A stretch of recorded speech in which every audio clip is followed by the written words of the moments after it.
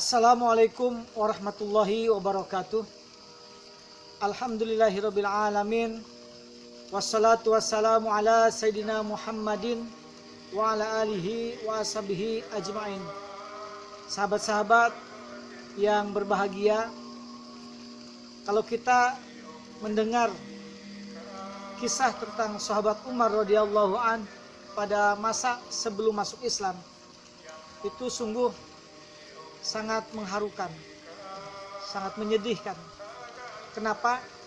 Karena beliau ketika pada zaman jahiliyah pernah menguburkan hidup-hidup putrinya yang masih balita, yang masih kecil, itu dikubur hidup-hidup. Karena apa? Karena pada zaman jahiliyah anak perempuan itu merupakan sebuah aib atau memang rendah harkat martabatnya daripada anak laki-laki.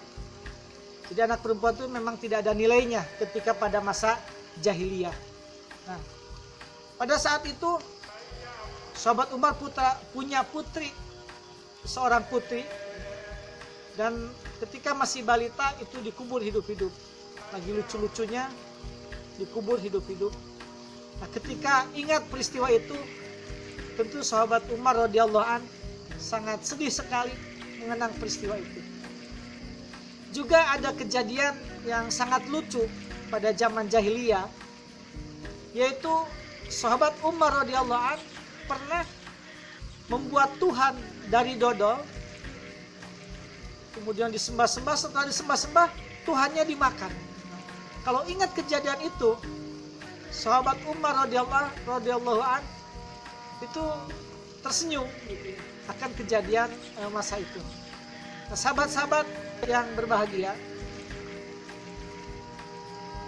ketika Nabi Muhammad SAW wafat, sahabat Umar radhiyallahu an itu dikasih tahu dan beliau tidak percaya sehingga keluar rumah dan teriak-teriak sambil bawa pedang.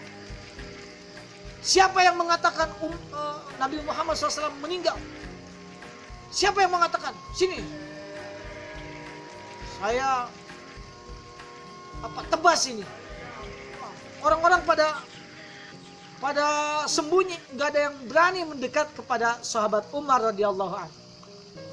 Barulah kemudian sahabat Abu Bakar Siddiq radhiyallahu an mendekati sahabat Umar, dirangkulnya sahabat Umar dan dikasih kata-kata yang bijak sehingga sahabat Umar radhiyallahu anhu menerima akan wafatnya Nabi Muhammad sallallahu alaihi wasallam. Sahabat-sahabat yang berbahagia, sahabat Umar orangnya tegas, arif dan bijaksana. Pernah pada masa kekhalifahan sahabat Umar radhiyallahu an di tanah Mesir ada seorang Yahudi yang rumahnya tergusur oleh perlebaran masjid. Kemudian dia mengadu kepada Khalifah Umar bin Khattab radhiyallahu an. Sama Khalifah, beliau mengadu kepada Khalifah, ya.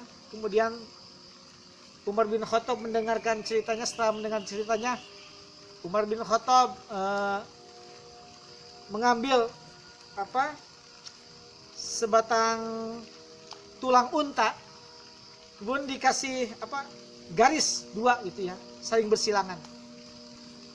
Kata sahabat Umar bin Khattab, ini tulang berikan kepada gubernur Mesir, yaitu Amr bin As. Nah, itu Yahudi sangat kaget sekali. Saya jauh-jauh dari Mesir ke Madinah cuma dikasih tulang. Tapi ya mau tidak mau akhirnya dia menuruti akan perintah Khalifah Umar bin Khattab. Nah, kemudian setelah datang ke Mesir, orang Yahudi itu yang rumahnya tergusur oleh perlebaran masjid memberikan itu tulang kepada sahabat Amr bin As. Setelah mendapat tulang itu dan dikatakan itu tulang dari Umar bin Khattab, sahabat Amr bin As langsung gemetar.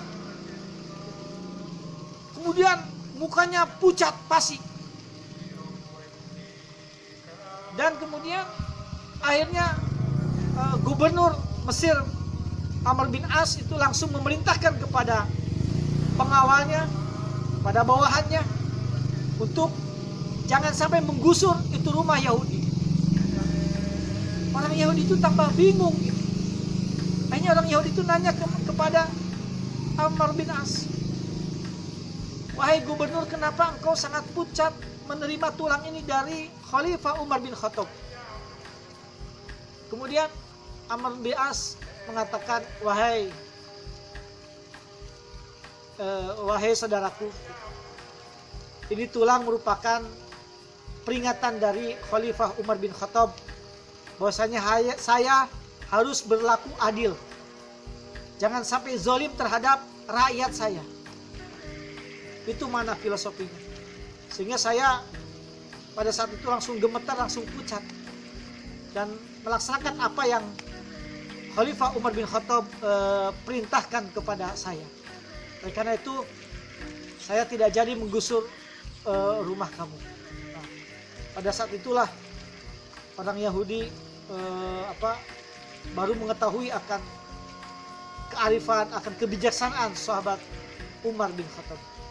Nah, sahabat-sahabat yang sejati, singkat cerita, menjelang wafatnya Umar bin Khattab, beliau kalau subuh biasa mengimami gitu ya. Dan pada saat itu ketika subuh-subuh beliau mengimami, biasa sebelum sholat itu beliau memerintahkan kepada safnya untuk meluruskan safnya, barisannya. Dan ketika lagi sholat, itu dari belakang ada seorang budak dari Persia yang menusukkan belati ke perutnya. Langsung sahabat Umar di situ tumbang dan memerintahkan kepada sahabat lainnya untuk mengimami, melanjutkan sholat. Kemudian sahabat Umar masih sadar pada saat itu. Setelah sholat, sahabat Umar dibawa ke rumahnya dan masih sadar. Dan yang membunuh sahabat Umar itu seorang budak. Itu di TKP itu ketika sudah terkepung dia bunuh diri. Kemudian sahabat Umar di rumahnya masih sadar dan lukanya terus mengalir darah. Dia mohon izin kepada sahabatnya agar memberitahu Sayyidah Aisyah, istri Nabi Muhammad SAW, agar berkenan dikuburkan di sampingnya Nabi Muhammad SAW. Gitu ya, di rumahnya Sayyidah Aisyah. Berarti sekarang itu komplek Masjid Nabawi. Nah, kemudian jawab Aisyah, tadinya saya ingin dikuburkan bersama di samping Nabi Muhammad SAW, tapi karena sahabat Umar pengen di situ, akhirnya saya izinkan. Nah, akhirnya sahabat Umar wafat, dan sahabat Umar radhiyallahu an itu dikuburkan di samping Nabi Muhammad SAW dan sahabat Abu Bakar radhiyallahu an. Sahabat-sahabat yang berbahagia, dari kisah ini tentu kita bisa meneladani akan kehebatan sahabat Umar radhiyallahu an.